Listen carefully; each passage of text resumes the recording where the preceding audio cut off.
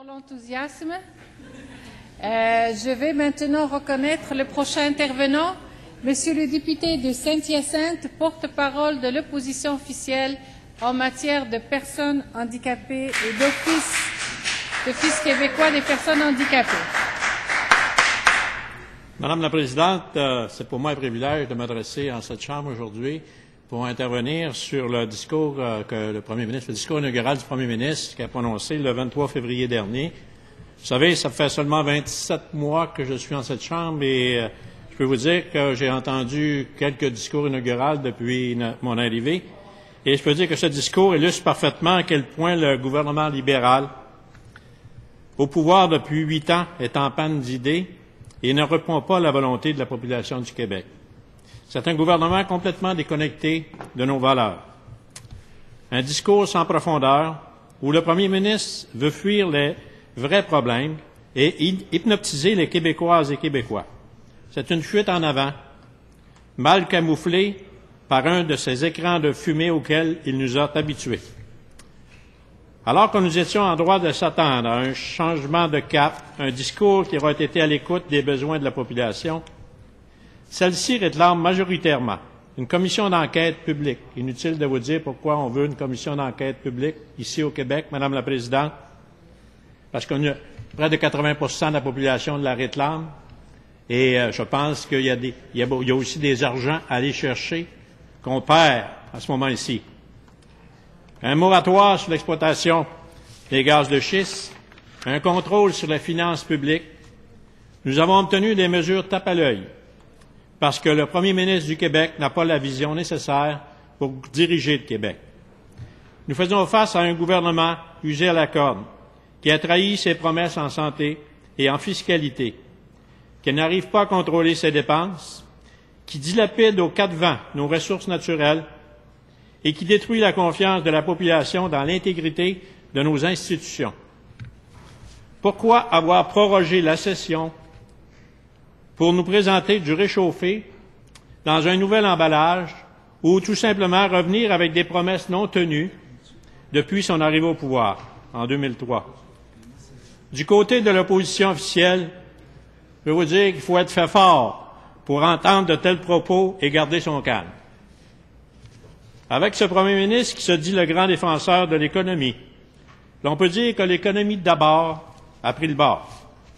Déficit record, augmentation vertigineuse de la dette de 44 milliards en 8 ans et qui atteindra bientôt 55 milliards, soit près de 30 de la dette totale du Québec, Madame la Présidente.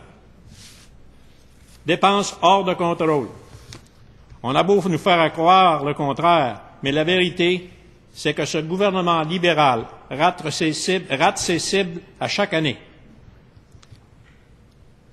Exemple, on a la croissance des dépenses. On prévoit chaque année une croissance de dépenses et on n'atteint jamais cette cible-là. On est toujours au-dessus. 1 2 Le déficit, cette année, juste seulement l'an passé, ça a été 900 millions de plus que prévu. Et pour l'an prochain, ça sera la même chose. Les investissements privés au Québec sont inférieurs aux investissements publics. Le PIB est en baisse. On a fait des prévisions à la baisse. Augmentation vertigineuse des frais de scolarité, qui aura un effet direct sur l'accessibilité aux études postsecondaires pour tous les jeunes et spécialement ceux en provenance des régions éloignées. Quand on pense aux dépenses, dépenses pas folles qu'on peut dire, de nos universités, pour certains doyens d'université, certains recteurs qui se payent un condominium, dans l'exemple d'un recteur qui a accepté une fonction à condition qu'on lui paye un condominium d'1 million. Les mises à la retraite d'une rectrice avec un départ avec une assez grosse somme aussi. Ce sont tous des argents du gouvernement du Québec qui est lapidé ainsi. Et pendant ce temps-là, on vient augmenter les frais de scolarité en disant à nos jeunes, il faut que vous faites votre part pour la société. Ce sont tous là des indices importants d'une économie qui stagne et qui est malade. L'augmentation du service de la dette représente 3,4 milliards de dollars par année. C'est le troisième poste budgétaire, Madame la Présidente, en importance du gouvernement. Imaginez un instant ce que l'on pourrait faire avec ces milliards en éducation, en santé, en développement technologique, en innovation, pour nos aînés. Okay? Qui va payer pour cet endettement? Ce sont nos enfants, nos petits-enfants, les enfants des gens de l'autre côté aussi, les petits-enfants de nos ministres, les premiers ministres et députés, qui devront assumer le gâchis économique de ce gouvernement. C'est désolant et injuste de leur laisser ces dettes en héritage. Nous avons un gouvernement qui bat tous les records d'endettement et ça, je peux m'affirmer que notre premier ministre est devenu le plus grand bâtisseur de dettes que le Québec ait connu. Lors du discours inaugural, Madame la Présidente, le premier ministre a parlé 28 secondes à peu près sur l'industrie forestière, une industrie qui est en crise au Québec. Partout, dans toutes les régions du Québec, il y a eu des milliers de pertes d'emplois. On a consacré 28 secondes à l'industrie forestière lors du discours inaugural. On a pondu un comité qui va faire un rapport, puis éventuellement peut-être être mis sur les tablettes. Ce sont des actions que ça prend pour l'industrie forestière et non pas seulement des comités et des paroles. En agriculture, on peut dire qu'il n'y a pas eu grand-chose ou grand projet d'annoncer, si ce n'est, selon les dires du premier ministre, le dépôt d'un livre vert qui devra venir bientôt, mais qui nous est promis depuis plus d'1 an. Le gouvernement démontre qu'il n'a pas l'agriculture comme priorité. Qu'en est-il du développement futur de l'agriculture, la survie des productions agricoles en région, la recherche et l'innovation, la formation spécialisée, rien pour les entreprises en situation précaire en région, rien pour les transferts de fermes à ce moment-ci. L'agriculture est un maillon économique essentiel au Québec. Des meilleurs emplois, des milliers d'emplois et des milliards de retombées économiques pour tout le Québec. Seulement dans la MRC des Mascoutins, dans ma région, c'est 52% des emplois qui proviennent de l'agroalimentaire. Qu'y a-t-il dans ce discours pour susciter des investissements dans la Cité des biotechnologies de Saint-Hyacinthe? À peu près rien. En passant, je veux saluer le père de la Cité des biotechnologies, qui a été M. Léandre Dion, l'ex-député du Parti québécois de Saint-Hyacinthe. Et je le salue parce que la Cité des biotechnologies, c'est là que se concentre la recherche en industrie agroalimentaire, en bioalimentaire, en agroenvironnemental, puis en médecine vétérinaire aussi. Un gouvernement responsable doit soutenir les entreprises de pointe qui sont les créatrices de la richesse pour les générations futures et qui nous permettront d'atteindre notre souveraineté alimentaire. Comme le dit le dicton, pas de nourriture sans agriculture. La proportion du PIB investi en recherche et développement dans le monde agricole s'est arrêtée et ces dernières années, elle a même connu un recul. Ce gouvernement n'investit pas aux bons endroits, au bon moment. Qu'en est-il des investissements dans les énergies alternatives et renouvelables? Pas de plan d'action, beaucoup d'improvisation. On l'a vu avec le plan Nord, je pense que ça fait plusieurs fois qu'on l'annonce. Pendant ce temps, les autres prennent de l'avance et se développent. Ici, on se contente de vendre nos brevets à l'étranger. Pour la famille, les places en garderie promises ne se sont pas réalisées. Les objectifs promis en 2008 n'ont pas été atteints. On promettait 15 000 places. Seulement dans ma circonscription, c'est 1 200 places qui manquent pour les garderies. Pour les parents, c'est injuste et décourageant. Madame la Présidente, ce qu'il faut, c'est un enfant, une place. On le répète et on va continuer de le répéter. Il est prouvé que cette politique de CPE, petite enfance, garderie, enrichit les familles. Qu'attend ce gouvernement pour investir davantage dans les familles du Québec? En éducation, le premier ministre nous a annoncé une flopée de nouvelles mesures. En 2003, il promettait l'accès à Internet haute vitesse dans toutes les régions du Québec. Sur tout le territoire, on ne s'était pas toujours fait, et aujourd'hui, ce n'est pas toujours fait, et plusieurs municipalités du Québec en souffrent grandement. On ajoute des tableaux intelligents et des portables, bien, à tous les enseignants. Mais pour les parents qui n'ont pas accès à Internet à la maison, pour soutenir leurs enfants, ça donne quoi? Ce qu'il faut dans nos écoles, ce sont plus de moyens et de soutien professionnel, comme des orthopédagogues, pour aider les élèves en difficulté, soulager les enseignants qui font un travail remarquable, souvent dans des conditions déplorables, prioriser là où ça compte. Ce qu'on veut, c'est davantage de ressources pour l'intégration des enfants handicapés et en difficulté d'adaptation et d'apprentissage. Pour le décrochage scolaire, qui est une priorité dans toutes les commissions scolaires du Québec, on dit on n'en dit pas un mot dans notre discours, rien sur le décrochage scolaire. En tant que porte-parole de l'opposition officielle pour les personnes handicapées et de l'OPHQ, je trouve totalement inadmissible que le premier ministre n'ait prononcé un seul mot sur le sujet. Aucune mesure, aucun engagement pour améliorer la situation et l'intégration des personnes handicapées dans notre société. Voilà un groupe de citoyens et citoyennes, Madame la Présidente, complètement ignorés de l'orientation du gouvernement libéral. L'intégration scolaire, sociale et en emploi nécessite d'accentuer les ressources disponibles dans les milieux de vie. On a une loi sur les personnes handicapées, Madame la Présidente, ça s'appelle la loi assurant l'exercice des droits des personnes handicapées en vue de leur intégration scolaire, professionnelle et sociale. Encore faut-il qu'on leur donne les moyens aux organismes et aux organisations et même à l'OPHQ pour réaliser le plan et l'intégration. Plusieurs organismes sont démunis et se sentent délaissés dans l'atteinte d'objectifs de la politique à part entière pour un exercice du droit à l'égalité. Pour l'atteinte des objectifs auxquels tous et toutes aspirent, il faudra que le programme global de mise en œuvre de 2009 reçoive toute l'attention désirée de tous les intervenants. On a créé des attentes avec la politique à part entière, alors maintenant il faut rendre la marchandise. Tous les organismes qui œuvrent sur le territoire avec l'OPHQ doivent être entendus et écoutés. La situation sur le terrain est bien différente du discours gouvernemental.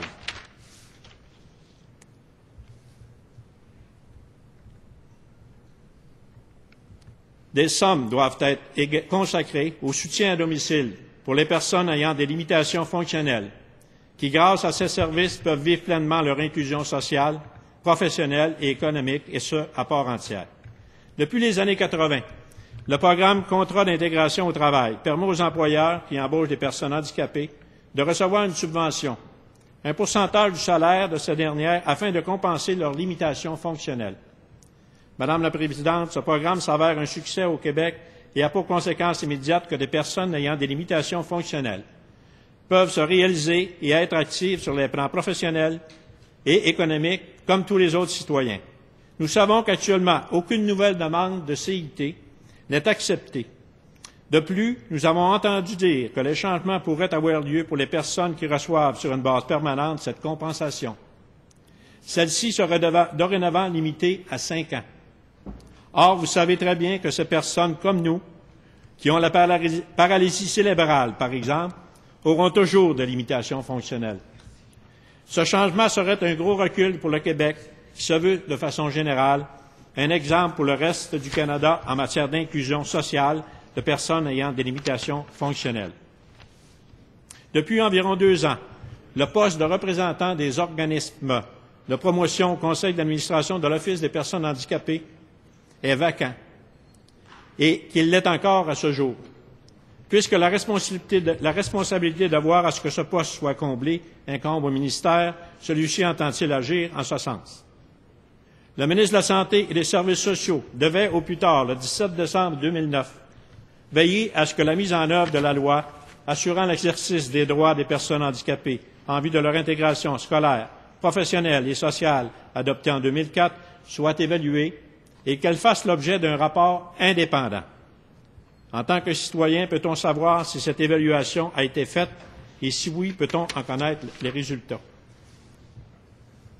Un organisme a pris connaissance du premier bilan de la mise en œuvre rendu public dernièrement par l'Office des personnes handicapées du Québec, le 16 février dernier, et bien qu'elle y voit des aspects positifs, elle considère que le gouvernement du Québec doit prendre des mesures plus énergiques de manière à assurer aux personnes ayant des limitations fonctionnelles et à leurs familles une véritable participation sociale. Même si l'essentiel des engagements des ministères et des organismes ont été respectés, le problème est que plusieurs de ces engagements ne vont pas assez loin et qu'en conséquence, cela ne traduit pas nécessairement sur le terrain par une amélioration significative de la situation des personnes ayant des limitations fonctionnelles et de leurs familles.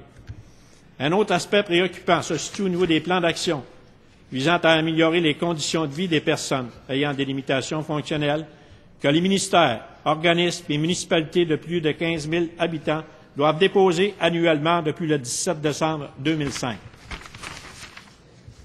Comment expliquer que jusqu'à maintenant, près du tiers des organisations devant déposer un plan d'action ne l'ont pas fait et cette obligation date déjà de 5 ans, Madame la Présidente? De plus, rien dans l'analyse de l'OPHQ ne questionne l'aspect qualitatif des plans d'action. On compte simplement le nombre de mesures. On ne mentionne nulle part dans le bilan les retards que prend la mise en œuvre de la politique gouvernementale d'accès aux documents et aux services offerts au public pour les personnes handicapées adoptée en 2006 sur l'adoption des plans de développement en transport en commun. L'organisme est d'avis que pour que ça bouge, le premier ministre doit intervenir énergiquement et exiger que tous ces ministres prennent leurs dispositions, que leurs ministères et les organismes sous leur responsabilité adoptent des plans d'action avec des mesures axées sur des résultats en lien avec leurs responsabilités. Nous croyons également que l'Office des personnes handicapées du Québec doit utiliser les leviers dont il dispose dans la loi en appui à nos représentations. Cependant, par ses mandats et par ses pouvoirs, l'OPHQ ne peut, à lui seul, forcer les ministères et les organismes gouvernementaux à agir. Le ministère de la Santé et des Services sociaux est le principal intéressé du soutien à domicile et il n'a que ces 7 engagements dont aucun n'a été réalisé au 31 mars 2010. On ne retrouve rien dans le PGMO afin de pallier aux importants besoins en matière de soutien à domicile. Pourtant, les lacunes n'ont jamais été aussi grandes que celles observées actuellement. De nombreux faits de l'actualité nous incitent à croire que plus que jamais, le maintien à domicile des personnes handicapées est en péril. Des coupures brutales dans les services, un manque criant de ressources d'hébergement. Diverses problématiques sont présentes concernant le chèque emploi-service.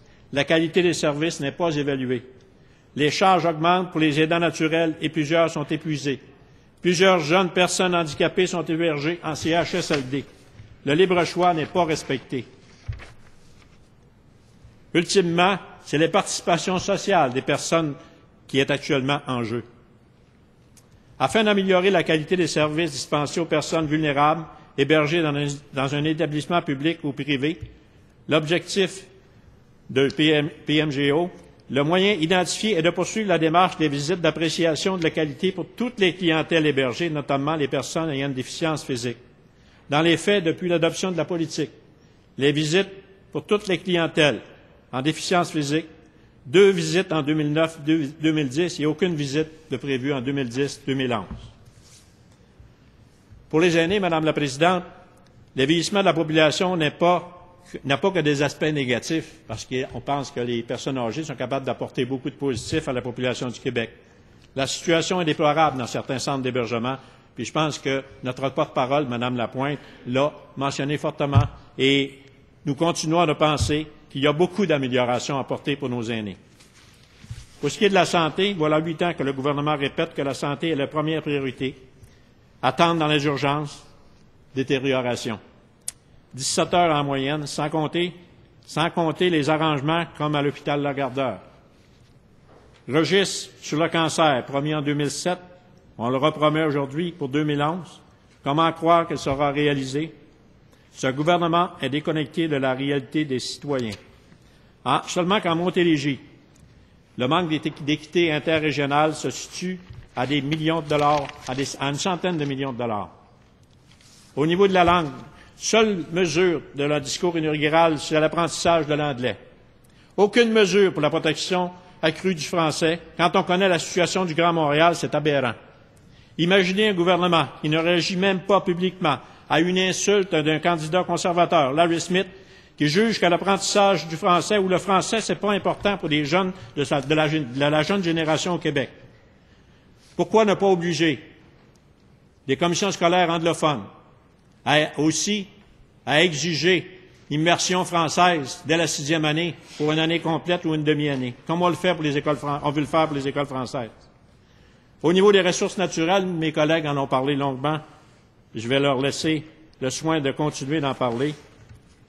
Juste seulement pour dire que ces ressources nous appartiennent et doivent contribuer à notre richesse collective et non seulement à quelques individus ou à quelques entreprises qui n'ont d'intérêt que pour leur bien personnel.